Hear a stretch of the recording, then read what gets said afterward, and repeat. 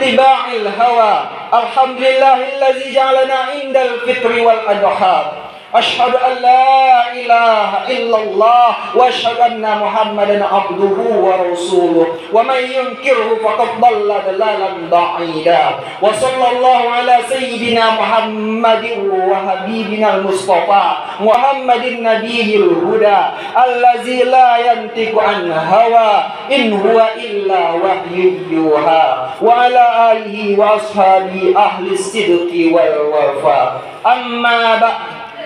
Ya ayyuhallazina amanu taqullaha haqqa tuqatih wa la tamutunna illa wa antum muslimun.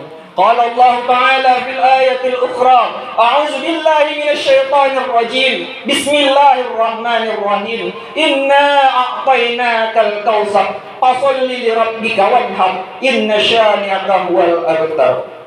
Allahu akbar, Allahu akbar, Allahu akbar, walillahil hamd. Hadirin wal hadirat jamaah Idul Adha yang dirahmati oleh Allah Subhanahu wa taala. Pada kesempatan kali ini, khatib tak henti-hentinya mengajak kita untuk takwa kepada Allah Subhanahu wa taala. Karena dengan modalkan takwa itulah kita dapat meraih jannahnya Allah Subhanahu wa taala. Mari kita tingkatkan takwa kita dengan sebenar-benarnya, menjalankan perintah Allah Subhanahu wa taala dan menjauhi larangan-larangannya. Ma'asyiral muslimin jamaah Idul Adha yang dirahmati oleh Allah. Bersyukur kita atas nikmat Allah Subhanahu wa taala yang diberikan kepada kita. Sampai pada pagi hari ini Allah masih banyak memberi kita nikmat. Setidaknya ada 3 nikmat yang Allah berikan kepada kita. Pertama, Allah berikan kita nikmat hidup. Yang kedua, tidak sekedar hidup, bahkan Allah beri kita nikmat sehat. Yang ketiga, tidak hanya hidup dan tidak hanya sehat, tapi Allah beri kita nikmat iman dan nikmat ketakwaan kepada Allah Subhanahu wa taala. Maka dari itu, nikmat iman inilah yang memanggil kita hingga datang untuk sholat Idul Adha yang dirahmati oleh Allah Subhanahu wa taala ini. Hari ini disebut dengan hari raya Id. Hari raya Id berasal dari bahasa Arab. Id berasal dari kata ada ya'udu yang berarti kembali. Id yang berarti kembali karena tahun lalu ia pernah datang, tahun ini ia pun datang, dan tahun yang akan datang ia pun datang. Tapi yang menjadi pertanyaan, apakah kita sempat untuk bertemu dengannya di tahun-tahun yang akan datang?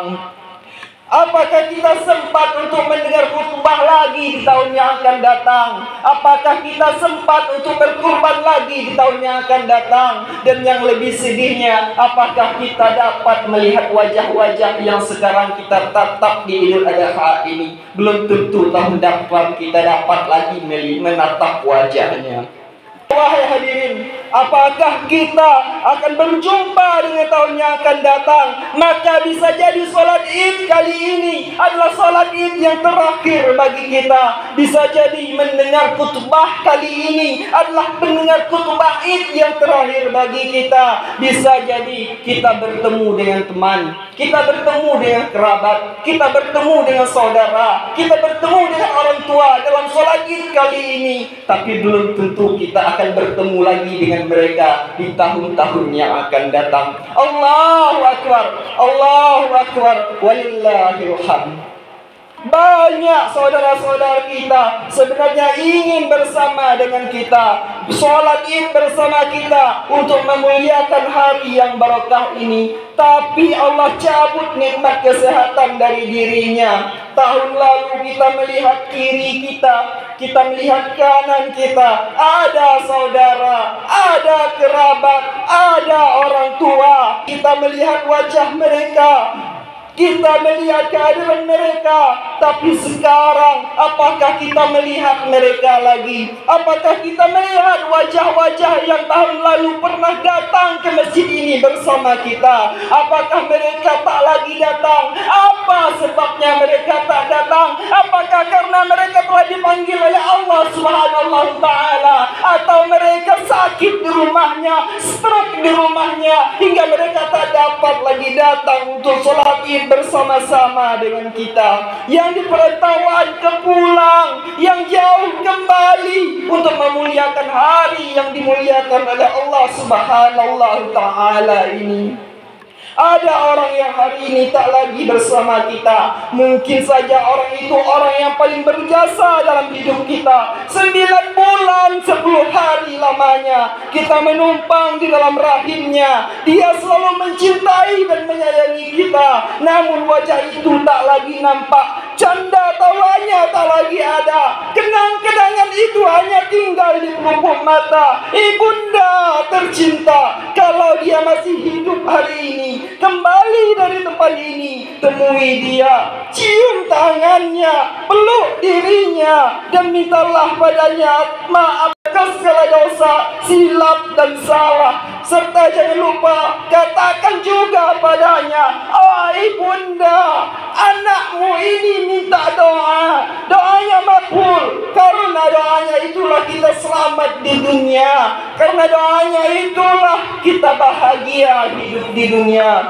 Tapi barangkali banyak di antara kita tak lagi berjumpa, tak lagi bersua dengan orang-orang yang sangat kita cinta, sebab dia telah berpindah ke alam yang lain. Apa yang bisa kita ucap di hari yang mulia ini? Allahumma gfirlaha, ya Allah ampunkan ibunda kami itu ya Allah. Allahumma gfirlahu, ampunkan bapak kami itu ya Allah. Allahumma gfirlahuma, ampunkan keduanya ya Allah. Warhamhuma, ya Allah sayangilah mereka ya Allah. Hanya itulah yang terucap di mulut kita di hari yang mulia ini. Allahumma salli ala Sayyidina Muhammad. Rabbighfirli wa liwalidayya warhamhuma kama rabbayani saghira. Wahai Tuhanku, maafkan diriku. Aku banyak salah ya Allah, aku banyak dosa ya Allah. Tapi kami percaya ya Allah, Engkau Maha Pengampun ya Allah. Dosa kami banyak ya Allah, tapi ampunanmu lebih besar daripada dosa-dosa kami ini.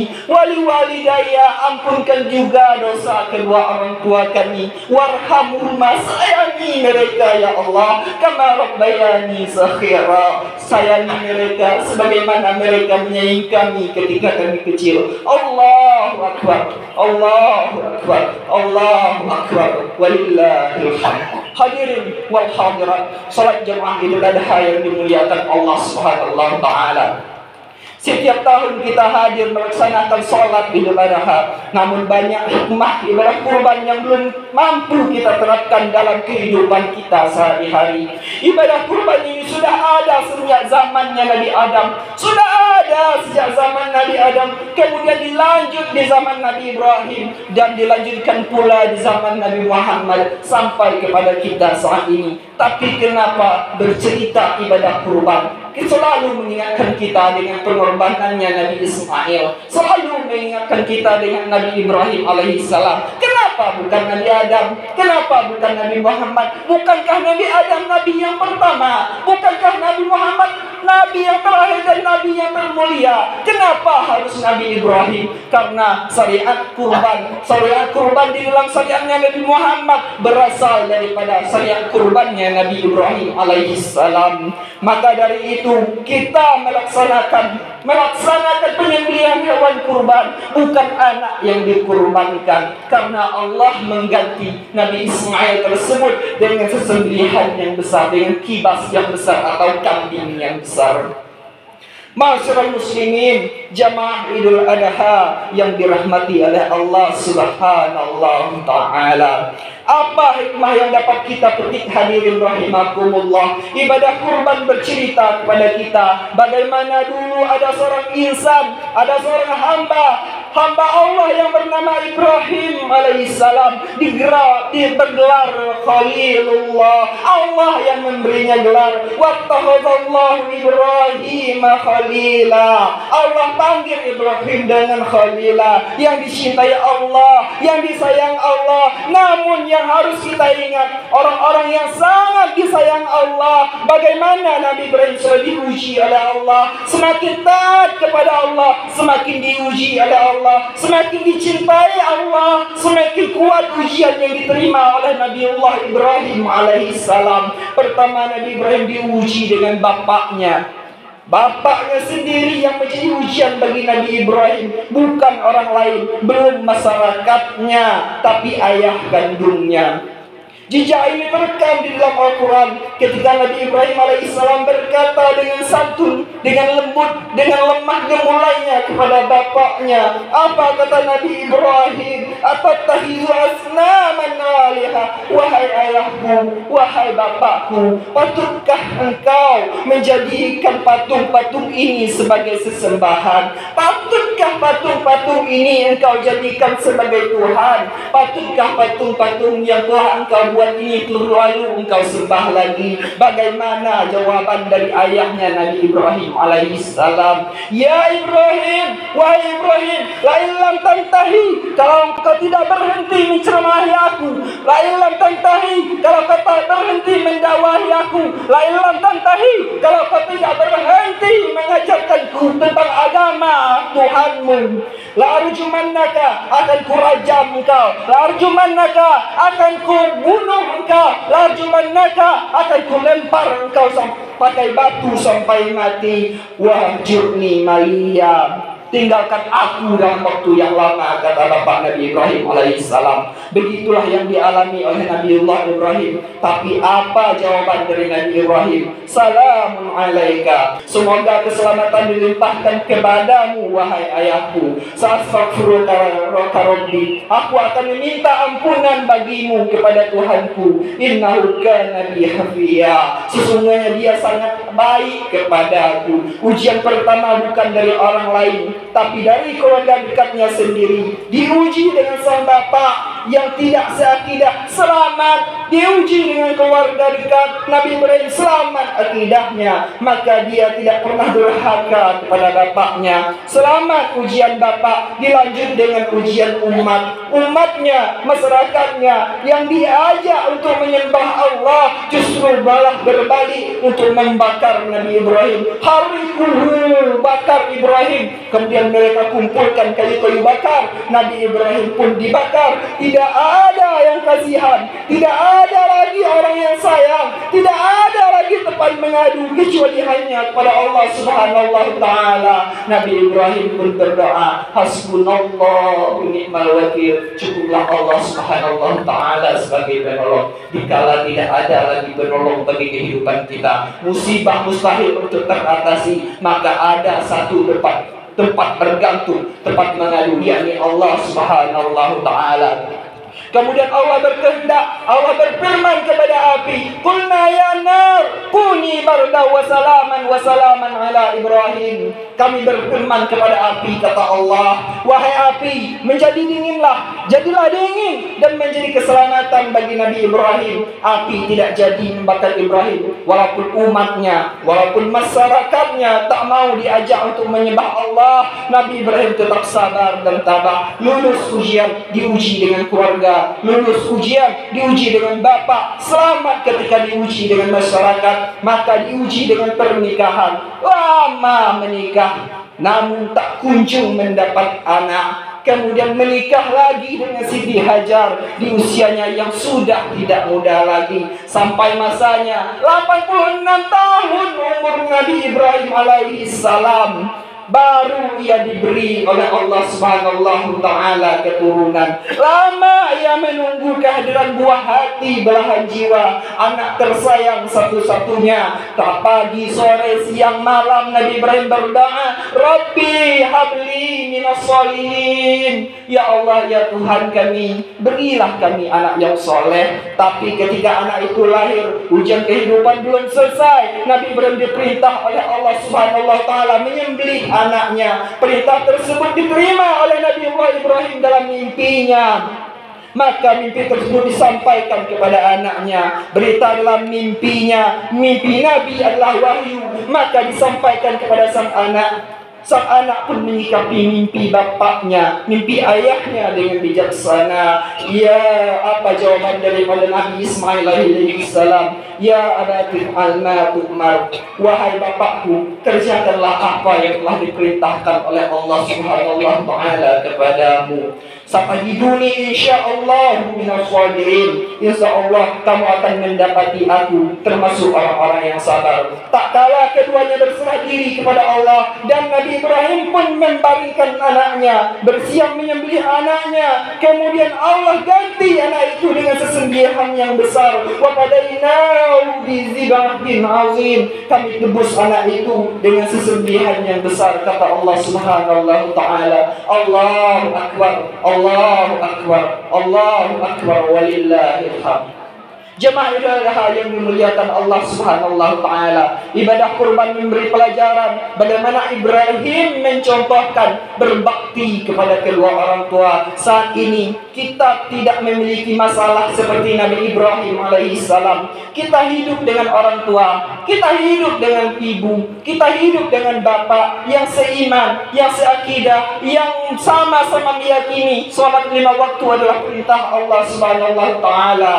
Ibu kita tidak pernah melarang kita untuk menuntut ilmu. Bapak kita tidak pernah melarang kita untuk sholat, untuk taat. Ibu kita juga tidak pernah melarang kita untuk ibadah. Bahkan sebaliknya, ibu kita mensupport kita untuk menuntut ilmu, untuk beribadah, untuk taat kepada Allah Subhanahu wa taala. Berbeda dengan Nabi Ibrahim alaihissalam. Nabi Ibrahim tak seakidah dengan orang tuanya. Dia tetap memperlakukan orang tuanya dengan lembut karena perintah dari Allah Subhanahu wa taala. Wa qala rabbuka alla ta'budu illa iyyahu wa bil walidayni ihsana. Perintah Allah setelah beribadah kepada Allah langsung berbuat baik kepada kedua orang tua. Setelah Allah langsung orang tua.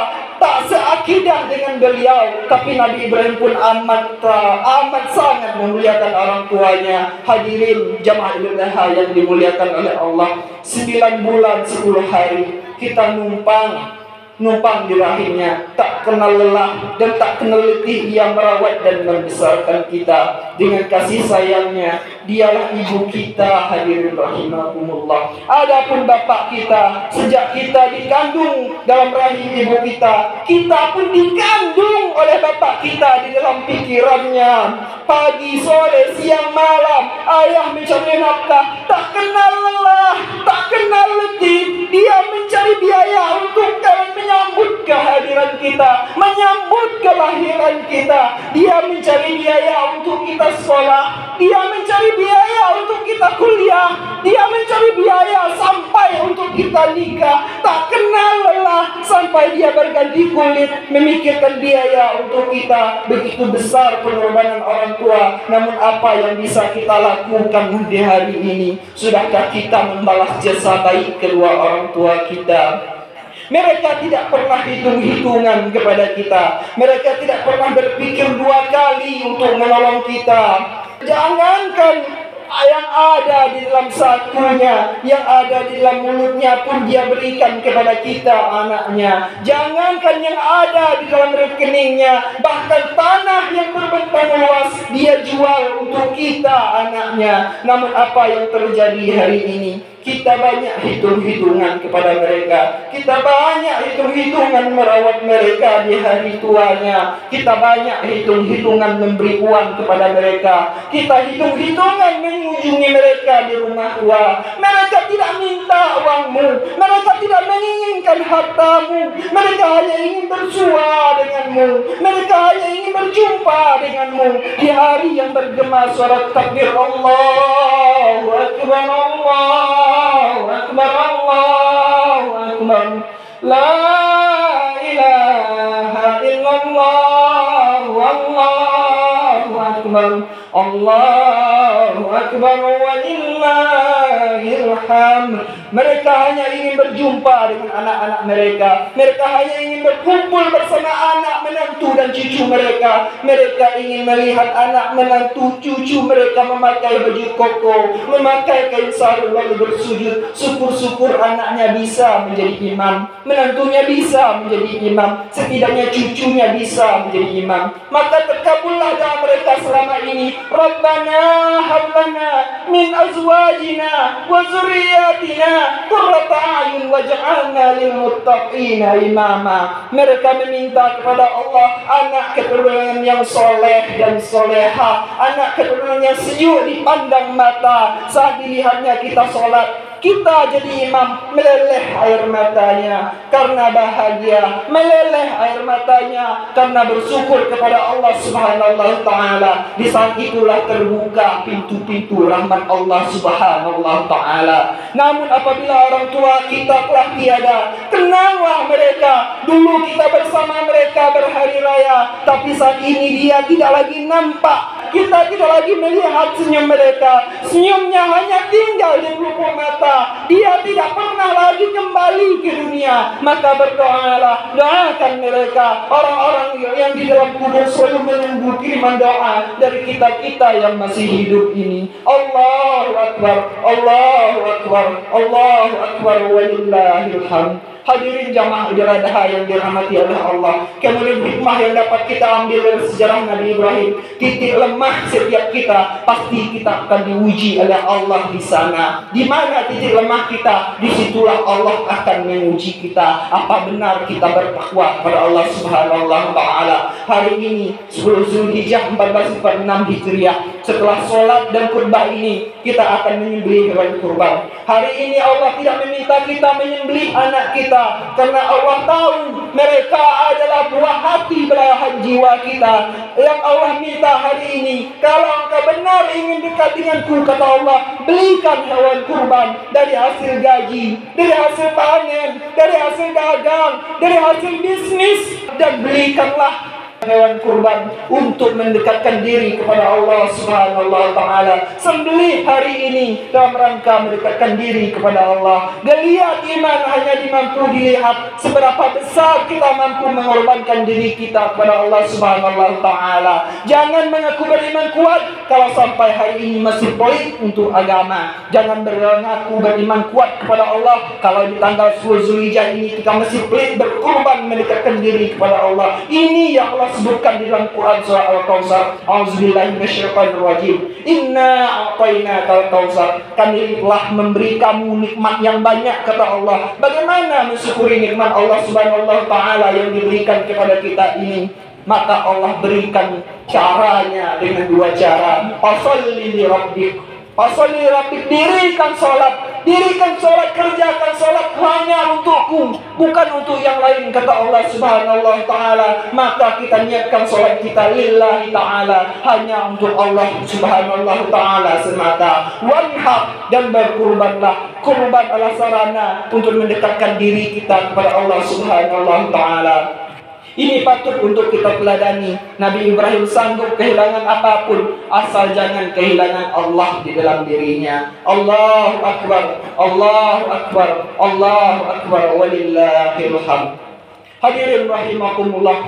Kemudian yang kita teladani dari Nabi Ibrahim alaihissalam. Nabi Ibrahim adalah seorang ayah.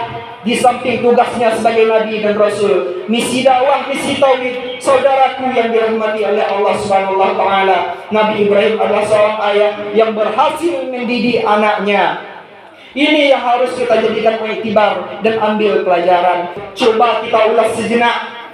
Nabi Ibrahim alaihissalam punya dua istri. Istri yang pertama bernama Sarah, istri yang kedua bernama Hajar. Dari dua wanita hebat inilah Nabi Ibrahim disebut dengan Abul Anbiya, karena anak cucu cicitnya banyak yang menjadi Nabi dan Rasul. Dari istri yang pertama bernama Siti Sarah. Siti Sarah punya anak bernama Ishak. Ishak punya anak bernama Yakub. Dari keturunan Nabi Ibrahim inilah banyak Nabi. Banyaknya Nabi dari kalangan Ishak. ada Ishak, Yakub, Yusuf, Ayub, Shu'aib, Musa, Harun, Zulkifli, Daud, Sulaiman, Ilyasa, Yunus, Zakaria, Yahya, sampai kepada Nabi Isa alaihi salam. Dari istri yang kedua yakni Siti Hajar. Siti Hajar melahirkan anak itu bernama Ismail. Namun anak keturunan Ismail inilah terdapat seorang nabi yang paling agung, nabi yang paling mulia, nabi penutup para nabi, pemimpin para rasul, yakni Nabi Muhammad sallallahu alaihi wasallam. Jemaah Idul Adha yang dimuliakan Allah. Allah tidak pernah perintahkan kita agar kita punya anak seorang nabi dan rasul, karena tidak ada nabi dan rasul setelah Nabi Muhammad. Nabi Muhammad bersabda, la nabiyya ba'di, tidak ada nabi setelahku, kata Rasulullah. Tapi Allah berpesan mengingatkan kita agar kita mendidik anak kita, cucu-cucu kita menjadi soleh dan solihah seminimalnya. Kalau bisa lebih baik daripada soleh, mampu mensolehkan orang lain, maka dari itu didiklah diri kita terlebih dahulu. Allah berfirman, ku anfusikum wa ahlikum nara. Didiklah diri kita, peliharalah diri kita, peliharalah keluarga kita, peliharalah anak cucu kita dari panasnya api neraka. Didiklah mereka dengan pendidikan yang baik, kenalkan mereka dengan agama, masukkan mereka ke dalam pesantren. Sebab kita tidak akan selamanya hidup di dunia, ada masanya kita akan wafat. Mereka lah yang akan mendoakan kita. Amal di dunyaka kannaka ta'isu abadan wa'mal li akhiratika kannaka tamutu khadan. Beramallah untuk duniamu seakan kau hidup selama-lamanya. Wa'mal li akhiratika kannaka tamutu khadan. Beramallah untuk akhiratmu seakan kau mati esok hari. Beramallah dengan amal yang baik, rajinlah salat berjamaah, datanglah pengajian, ikutlah ibadah kurban, bacalah Al-Quran, karena ibadah itulah yang akan menolong kita di yaumul hisab dan mizan. Semoga khutbah ini bermanfaat bagi kita semua. Amin ya rabbal alamin. Barakallahu wa lakum bil Qur'anil azim wa nafa'ani wa iyyakum bima fihi min ayati wa zikril hakim wa taqabbal minni wa minkum tilawatahu innahu ghafurur rahim. Allahumma shalli ala sayyidina Muhammadin wa ala alihi wa sahbihi ajma'in. Allahu akbar, Allahu akbar, Allahu akbar, Allahu akbar, Allahu akbar, Allahu akbar. Allahu akbar kabira walhamdulillahi katsira wa subhanallahi bukratan wa asila. La ilaha illallah wa la na'budu illa iyyahu mukhlishina lahu din walau karihal kafirun. La ilaha illallah wahda sadaqa wa'da wa nasara 'abda wa azza jundahu wa hazama al-ahzaba wahda. La ilaha illallah wallahu akbar. Allahu akbar walillahil hamd. Alhamdulillah nahmaduhu wa nasta'inuhu wa nastaghfiruh wa na'udzu billahi min shururi anfusina wa min sayyiati a'malina. May yahdihillahu fala mudilla lahu wa may yudlilhu fala hadiya lahu. Asyhadu an la ilaha illallah wa asyhadu anna Muhammadar Rasulullah. Allahumma shalli ala sayyidina Muhammad wa ala ali sayyidina Muhammad. Qala Allah ta'ala fil Qur'anil Karim, inna a'tainakal kautsar fasholli lirabbika wanhar inna syani'aka huwal abtar. Qala Allah ta'ala fil ayatil ukhra, innallaha wa malaikatahu yusholluna 'alan nabi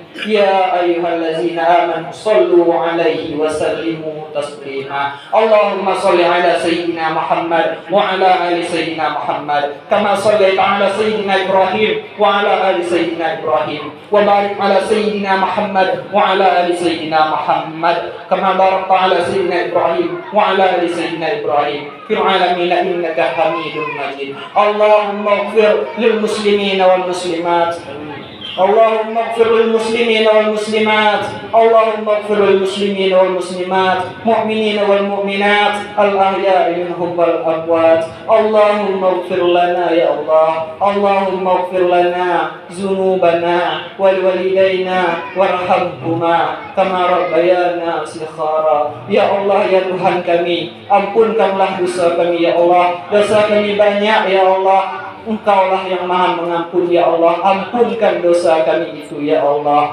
Ya Allah, ya Tuhan kami, ya Allah, ampunkan seorang wanita yang pernah kami tumpangi rahimnya, ya Allah, 9 bulan 10 hari lamanya, ya Allah. Wanita itu telah melahirkan kami hingga luka kulitnya, ya Allah, tumpah darahnya, ya Allah, bercucuran air mata dengan sakit dan derita. Itulah ibu kami, ya Allah. Demi Al-Quran yang kami baca keberkatannya, ampunkan ibu itu, ya Allah. Ampunkan ibu yang tak pernah kenyang makan minumnya karena mengenyangkan kami. Ampunkan ibu yang tak pernah nyenyak tidurnya karena menyenyakkan tidur kami. Ampunkan ibu yang tidak pernah bercerita langsung tentang sakitnya karena menjaga perasaan kami. Ampunkan ibu yang melihat sungguh dirinya sudi membasuh, mencuci kotoran dan najis kami, ya Allah. Ya Allah, ampunkan ibu yang tangannya lembut selalu mengusap rambut dan wajah kami. Hari ini wajahnya nampak urat-urat tua memamah dirinya, ya Allah. Ya Allah, ampunkan pula seorang lelaki yang dibintikan nama kami dengan namanya, ya Allah. Itulah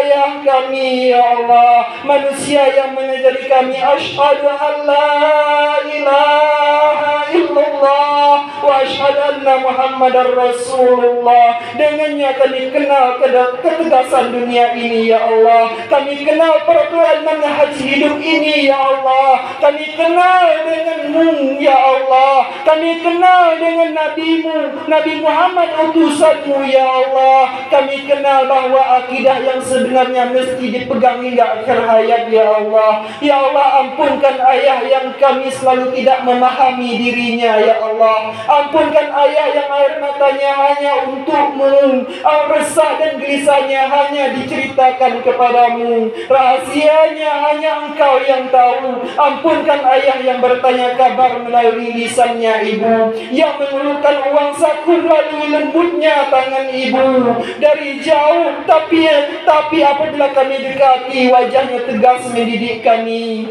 Hingga hari ini, apabila kami menjadi ayah dan ibu, kami baru mengenali orang tua yang sebenarnya, ya Allah. Ya Allah, andai kata mereka masih ada, ya Allah, sihatkan mereka, ya Allah. Panjangkan umurnya, ya Allah. Izinkan mereka melakukan amal kebajikan yang baik, ya Allah. Sihatkan akal mereka, ya Allah. Tambahkan kepadanya ketabahan, keimanan dan ketakwaan, ya Arhamar Rahimin. Andai kata mereka telah pergi bertemu denganmu, lapangkan kubur mereka, ya Allah. Pindahkan mereka dari gelapnya liang lahat ke dalam surgamu yang luasnya tak nampak tepi itu, ya Allah. Karuniakan mereka nikmat yang abadi, ya Allah. Rabbana taqabbal minna innaka antas sami'ul alim wa tub alaina ya maulana innaka antat tawwabur rahim. Rabbana atina fid dunya hasanah wa fil akhirati hasanah wa qina azabannar. Ibadallah, innallaha ya'murukum bil adli wal ihsan wa ita'i dzil qurba wa yanha 'anil fahsya'i wal munkari wal baghi ya'izukum la'allakum tadhakkarun. Fazkurullahal azim yazkurkum washkuruni 'alaihi yazidkum